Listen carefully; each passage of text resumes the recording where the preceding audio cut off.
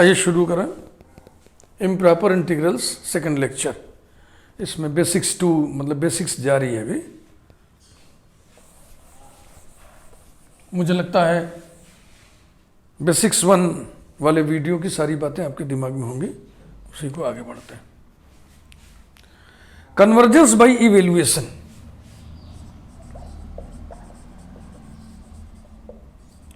Convergence by evaluation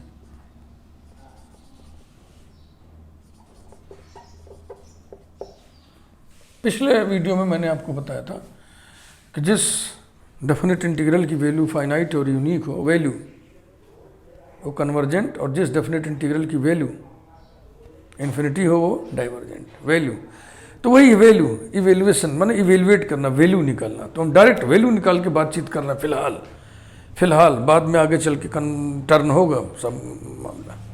तो हम कुछ बहुत ही वेल नोन इंटीग्रल्स ले रहे हैं और उनकी वैल्यूज़ के बारे में बातचीत कर रहे हैं, और फिर हम तय कर रहे हैं कि वो कन्वर्जेंट होगा कि डाइवर्जेंट। सबसे पहले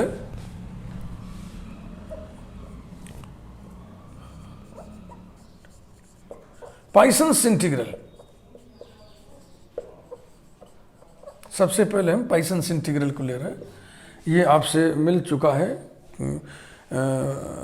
फर्स्ट ईयर में गामा फंक्शन वगैरह पढ़ते समय, और ये वहाँ भी मिल चुका है, इंटीग्रल फंक्शन में आपको मिल चुका है ना।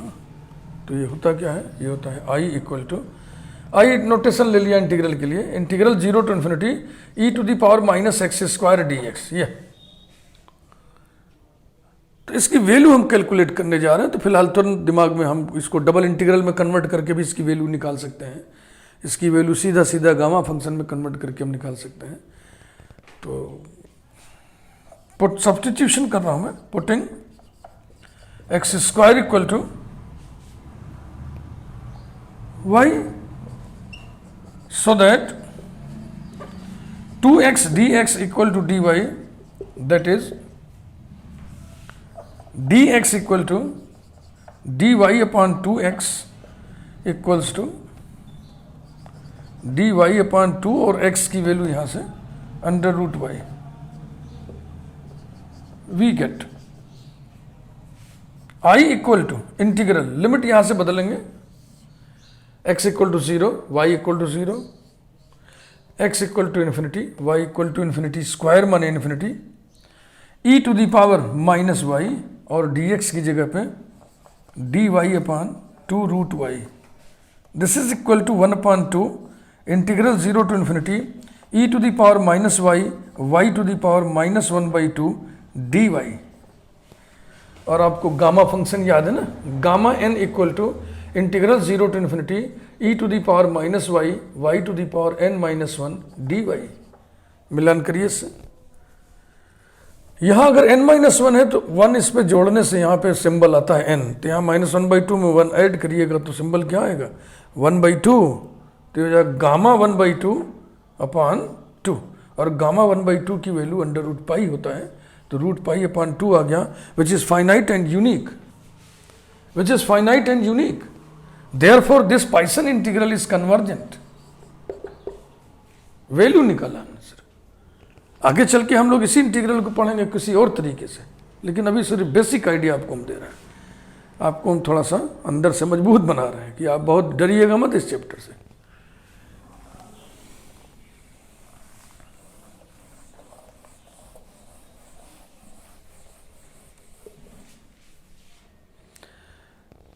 Number 2, Dirichlet integral.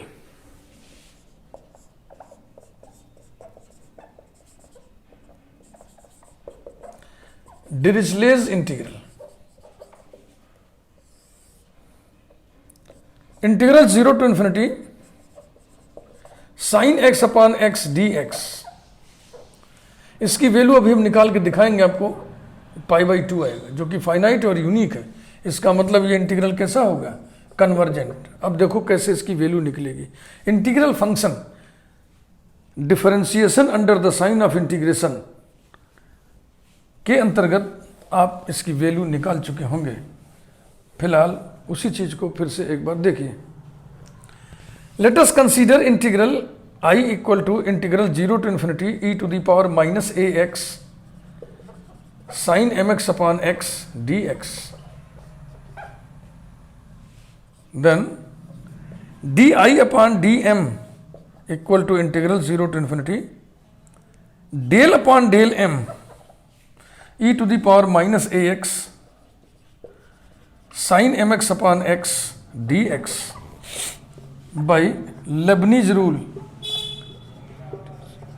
By Leibniz rule, Leibniz rule क्या है समझ रहे होंगे, चूंकि ये जो आप इम्प्रॉपर इंटीग्रल पढ़ रहे हो ये बीएससी थर्ड ईयर की चीज़ है, और ये जहाँ भी थर्ड ईयर में होगा उसके साथ वो वाला चैप्टर जरूर होगा। कौन सा chapter? Integral as a function of parameter, उसको इंटीग्रल फंक्शन बोलते हैं। उसी में आता है differentiation under the sign of integration, integration under the sign of integration. तो ये टेक्निक है, ये ध्यान में रखना पड़ेगा। नेम्ड है ना सब, नेम्ड जितने भी आइटम होते हैं, चाहे थ्योरम हो चाहे इंटीग्रल हो, सब कुछ हो, सब में एक स्पेशल टेक्निक होती है। तो ये देखो, ये टोटल डेरिवेटिव है, ऑर्डिनरी डेरिवेटिव है, और ये पार्शियल डेरिवेटिव है। ध्यान से करिएगा काम को। Equals to integral 0 to infinity m के रेस्पेक्ट में पार्शियली डिफरेंशिएट करना है, यानी कि ए कांस्टेंट होगा, एक्स कांस्टेंट होगा, तो हो जाएगा e to the power minus a x upon x, ये कांस्टेंट हटा लिए। अब साइन एम एक्स का एम के रेस्पेक्ट में कितना होगा? X cos m x d x, this is equal to integral 0 to infinity, x cancel हो गया, e to the power minus a x cos m x d x. अब ये जो है स्टैंडर्ड इंटीग्रल है, ये इसकी वैल्यू आपको याद होनी चाहिए। तो हम निकालेंगे बाई पार्ट्स, 2 बार करना पड़ता है, टाइम खर्च होगा, इसलिए इसकी वैल्यू हम डायरेक्ट नोट कर दे रहे हैं।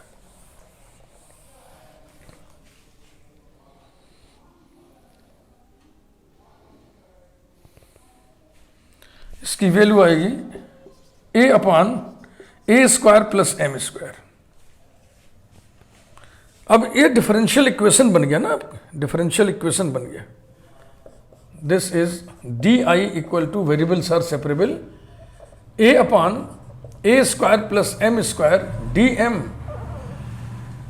First order first degree, variables are separable, ये डिफरेंशियल इक्वेशन बन गया। इसको हम इंटीग्रेट करेंगे।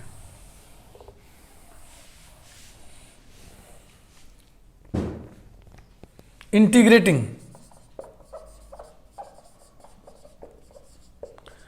we get I equal to tan inverse m by a, है ना। जैसे ये a रहेगा और ये हो गया m square plus a square, तो 1 अपॉन कॉन्स्टेंट a, और tan inverse variable upon constant, ये कैंसिल हो गया, तो इतना आ गया, और plus a constant of integration c number 2। सी की वैल्यू निकालने के लिए जाहिर सी बात है कोई कंडीशन, इनिशियल कंडीशन दिया होना चाहिए, लेकिन नहीं दिया हुआ है, तो इसको आपको खुद ही बनाना पड़ेगा। Clearly from 1 I equal to 0 when, अब ए एम किस पर कंडीशन लें, तो यहां देख लो भाई, ये है डी आई डी एम, यानी आई और एम का रिलेशन है ना। तो ए की कोई भूमिका नहीं है, तो एम लिखिए, एम इक्वल टू 0। देख लीजिए आई किसको लिखे थे आप? Integral 0 to infinity e to the power minus a x sine m x upon x d x. तो जब एम 0 रख दोगे, तो एम 0 रख दो तो हो जाएगा 0 टू इन्फिनिटी 0 डी एक्स। तो 0 का डेफिनेट इंटीग्रल 0 होता है। Applying these conditions, applying these conditions to 2, we get I की जगह 0, m की जगह 0 इसमें रखिए, I 0, tan इनवर्स 0 0, तो c बराबर कितना आ गया? 0। अब c की वैल्यू इसमें रख दीजिए, therefore I equal to tan inverse m by a, that is I किसको माने थे आप? Integral 0 to infinity e to the power minus a x sine m x upon x d x equal to tan inverse m by a equal to 0 put कर दीजिए, put a equal to 0, तो हो जाएगा integral 0 to infinity sine m x upon x d x equal to tan inverse infinity, that will be pi by 2। चूंकि ये value m पर depend नहीं कर रही है, इंडिपेंडेंट ऑफ m है, इसलिए m की जगह हम 1 रख देंगे तब भी ये वैल्यू π/2 ही आएगी। Integral 0 to infinity sin x upon x dx equals to π/2, finite और यूनिक। तो ये था Dirichlet integral. Dirichlet integral convergent होता है क्योंकि उसकी ये वैल्यू फाइनाइट और यूनिक होती है, π/2 होती है। ये दो वेल नोन इंटीग्रल्स हैं, पॉइसन इंटीग्रल और डिरिचले इंटीग्रल। एक और इंटीग्रल हम लिखना चाहेंगे, इस तो वेल नोन तो नहीं है, लेकिन integral 0 to infinity cos mx upon 1 plus x square dx। ये इसकी वैल्यू आती है यहां पे a square plus x square π/2a e to the power minus m है, π/2a e to the power minus m है, जो कि फाइनाइट और यूनिक है, फाइनाइट एंड यूनिक। इसलिए ये इंटीग्रल क्या हुआ, कन्वर्जेंट हुआ। अब ये वैल्यू आएगी कैसे, ये मैं आपको हिंट कर दे रहा हूं, क्योंकि मैं निकालूंगा तो अकेले कम से कम आधा घंटा या 40 मिनट इसमें लगेगा। इसकी वैल्यू आप निकालोगे तो एक इंटीग्रल की ज़रूरत पड़ेगी, फिर उस इंटीग्रल की वैल्यू निकालो, फिर उसमें फिर एक इंटीग्रल की ज़रूरत पड़ेगी, फिर उसकी वैल्यू निकालो, 3 इंटीग्रल की कहानी चलेगी।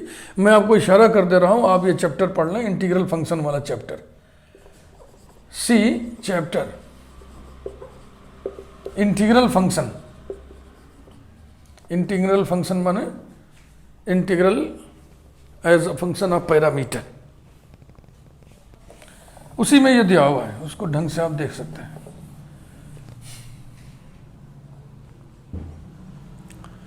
नंबर 4 एक बहुत ही पॉपुलर इंटीग्रल है, integral 0 to π/2 log sin x dx। पहचान रहे इसको, बहुत ही पॉपुलर, इंटरमीडिएट से ही पॉपुलर, और खूब इसका इस्तेमाल होता है, मिलता है बार बार। इसकी वैल्यू होती है π/2 log 1/2। इसकी वैल्यू आप डेफिनेट इंटीग्रल की प्रॉपर्टीज यूज करके निकालते हैं। आई इसको मान लेंगे, फिर प्रॉपर्टी लगाएंगे, एक आई और आ जाएगा, दोनों को जोड़ देंगे, सिंप्लीफाई कर लेंगे, 2 से भाग दे देंगे। तो चूंकि इसकी वैल्यू फाइनाइट और यूनिक है, इसलिए ये इंटीग्रल कैसा हुआ, ये कन्वर्जेंट हुआ। इसके बाद एक और देखें, 5th integral 0 to 1 log gamma x dx equal to 1/2 log 2π, 1/2 log 2π। यह भी फाइनाइट और यूनिक है, इसलिए ये इंटीग्रल कैसा हुआ, कन्वर्जेंट हुआ। इसको हम इवेल्युएट करा दे रहे हैं, क्योंकि हमें पूरी उम्मीद है कि बहुत से लोग इससे मुलाकात उनकी नहीं हुई होगी।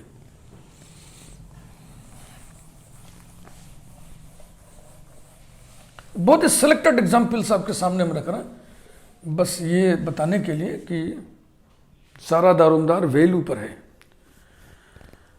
आइए इसको हम कैलकुलेट करें। Let us denote the integral by capital I gamma x dx। नंबर 1, by the property of definite integral, by the property of definite integral I equal to integral 0 to 1 log gamma x की जगह क्या हो जाएगा, 1 minus x dx। Number 2, ठीक है ना। अब ये प्रॉपर्टी तो आपको मालूम होनी चाहिए भाई, integral 0 to a f of x dx equals to integral 0 to a f of a minus x dx।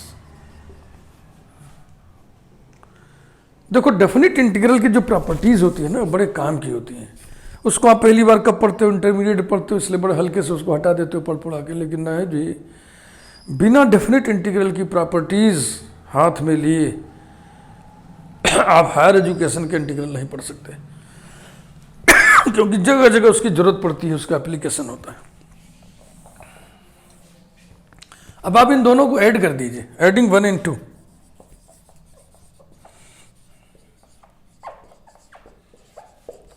We get 2i equal to integral 0 to 1। थोड़ा सा काम ओरल कर लें। अब अंदर आएगा log a plus log b, log a plus log b, log ab।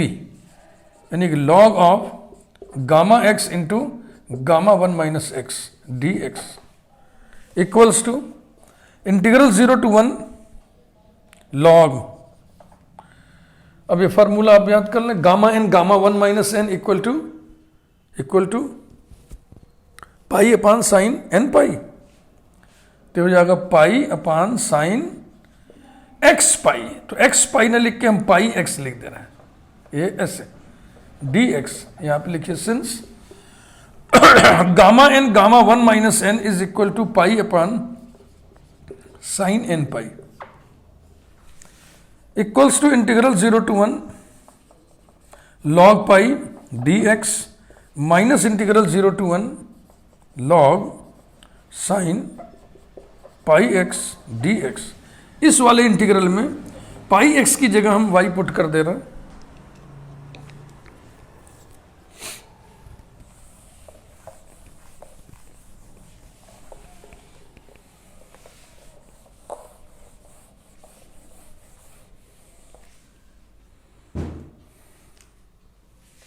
Value चल रहा था 2i का, हाँ 2i इक्वल टू, इसको मौखिक कर लो भाई, ऐसे ही ओरली कर लो, log पाई आएगा इसका मान माइनस इंटीग्रल, ये लिमिट चेंज करो, when x is 0 y is 0, when x is 1 y is pi, तो ये हो गया 0 to pi log sine y, dx की वैल्यू कितना आएगा dy अपान पाई, 1 अपान पाई यहां और dy यहां। अब डेफिनेट इंटीग्रल प्रॉपर्टी फिर हम लगा रहे हैं, अगर y की जगह पाई माइनस वाई रखने से कोई असर ना पड़े तो 2 से मल्टीप्लाई करके अपर लिमिट को आधा कर देते हैं, तो ये हो जाएगा log pi minus 2 upon pi integral 0 to pi by 2 log sine y d y by property of definite integral.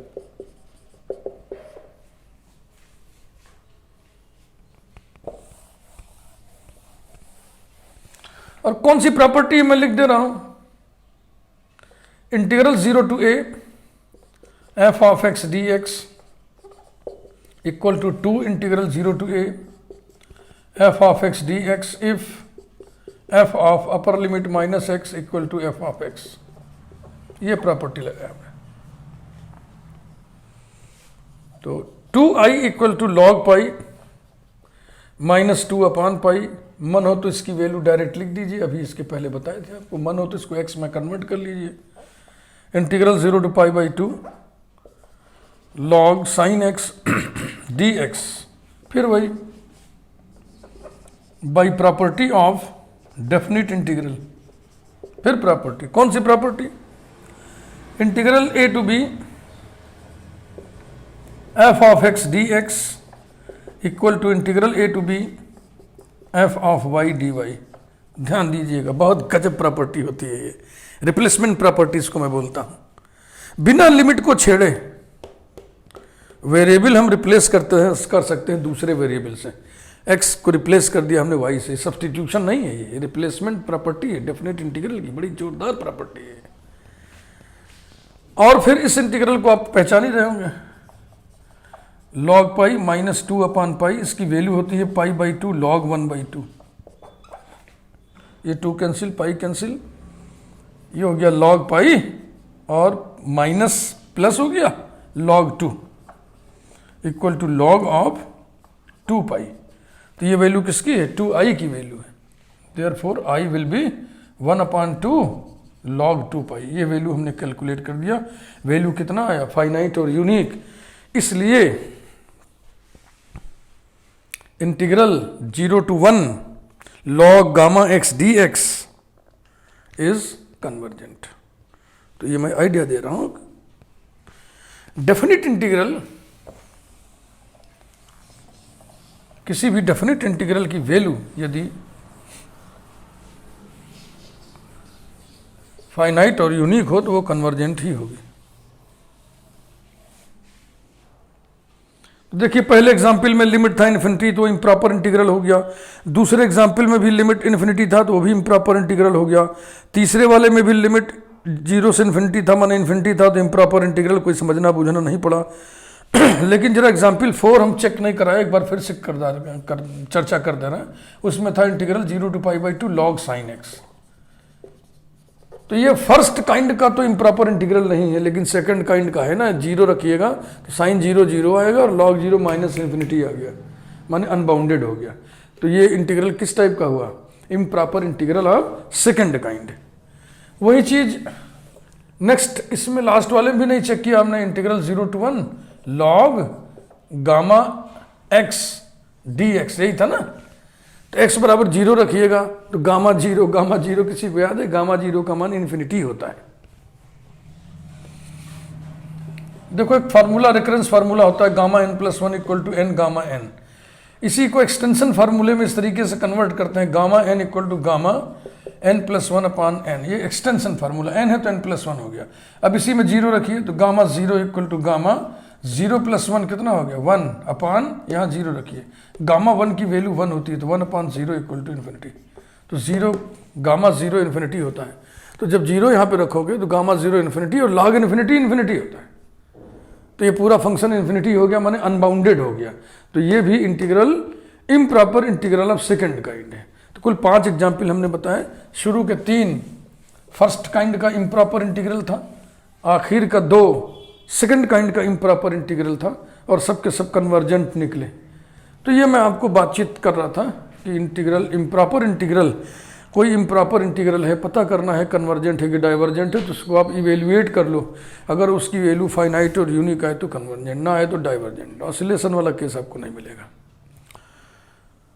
लेकिन जरा सा गामा फंक्शन या बीटा फंक्शन आइए हम कंसीडर करें। बीटा फंक्शन, बीटा mn,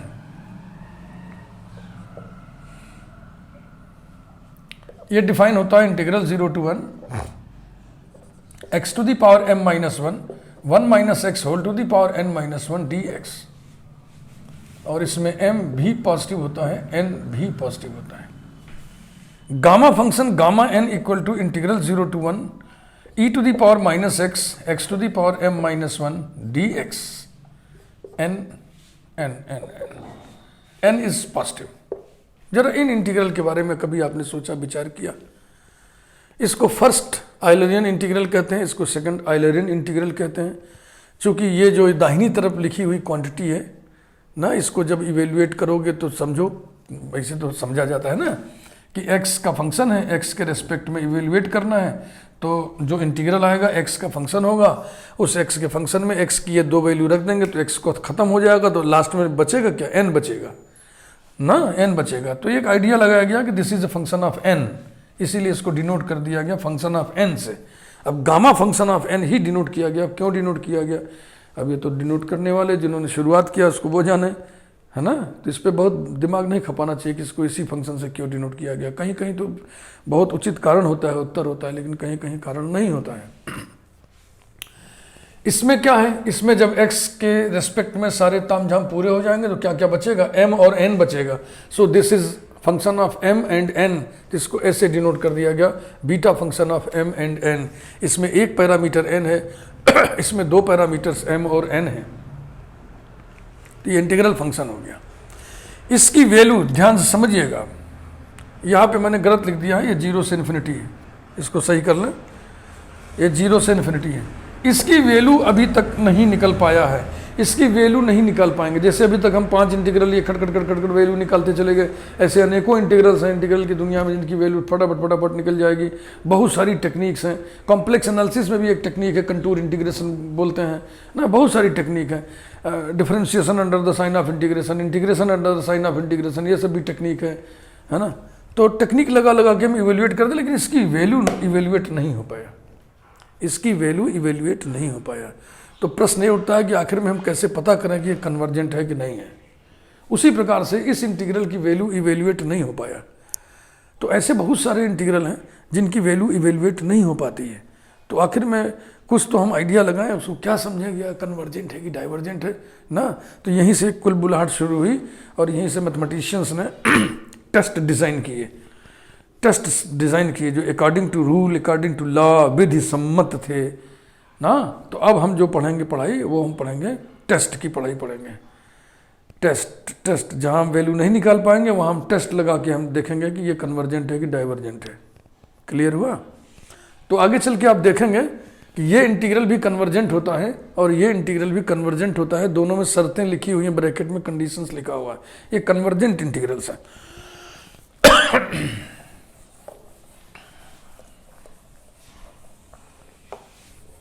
तो पूरी बात समझ ली है ना। इम्प्रॉपर इंटीग्रल की वैल्यू निकाल लो और उस हिसाब से कन्वर्जेंट डाइवर्जेंट है कि नहीं है चेक कर लो, तय कर लो। जिसकी वैल्यू नहीं निकाल सकते हम उसमें टेस्ट लगा के देख लो कन्वर्जेंट है डाइवर्जेंट है। परंतु जो सिलेबस, जो करिकुलम आपका है, ठीक है ना, वो आपको ये अलाउ नहीं करता है कि एग्जाम में आप वैल्यू निकाल के तय करें कि ये कन्वर्जेंट है या डाइवर्जेंट है। क्योंकि वैल्यू तो आप बहुत निकालें ना, वैल्यू तो बहुत सारे चैप्टर में आप इंटरमीडिएट से वैल्यू निकाल रहे हैं, बहुत सारे चैप्टर में सब वैल्यू ही तो निकाले हुए हैं। इस चैप्टर को पढ़ते समय सिलेबस आपको सिर्फ ये इजाज़त देता है, ये परमिशन देता है कि इंटीग्रल कोई भी हो, इवेल्युएट करने लायक हो चाहे ना हो, उसके कन्वर्जेंस की जांच, उसके डाइवर्जेंस की जांच आप किससे करेंगे? टेस्ट से करेंगे। ठीक ना? पहले देखिए हमने आपको सब समझा दिया, अब आज की बात बता दे रहे हैं। टेस्ट से ही करेंगे और टेस्ट भी बहुत सारे नहीं हैं, मेनली 2 ही टेस्ट आपको पढ़ना है। एक पढ़ना है कंपैरिजन टेस्ट, कोसेंट टेस्ट, और दूसरा पढ़ना है म्यू टेस्ट। बस इसके अलावा कुछ चीज़ें और भी हैं, जैसे प्रोडक्ट ऑफ 2 फंक्शन का कन्वर्जेंस देखना, उस पर एबेल टेस्ट है, डिरिचले टेस्ट है, और एब्सोल्यूट कन्वर्जेंस की बातचीत करना। तो ये सब एडिशनल मैटर है। तो अब मैं बहुत ही ढंग से पहले आपको हम क्वेश्चन टेस्ट पे फर्स्ट काइंड सेकंड काइंड बता देंगे, फिर म्यू टेस्ट पे फर्स्ट काइंड सेकंड काइंड बता देंगे, फिर जो और मिसलेनियस टॉपिक्स हैं उनको समझा देंगे। इस तरीके से हमारा वीडियो बनेगा। मैंने भूमिका बांध दी। बेल आइकन जरूर प्रेस कर दीजिएगा, चैनल को जरूर सब्सक्राइब कर दीजिएगा। फिर मिलेंगे नेक्स्ट वीडियो में। Thank you very much.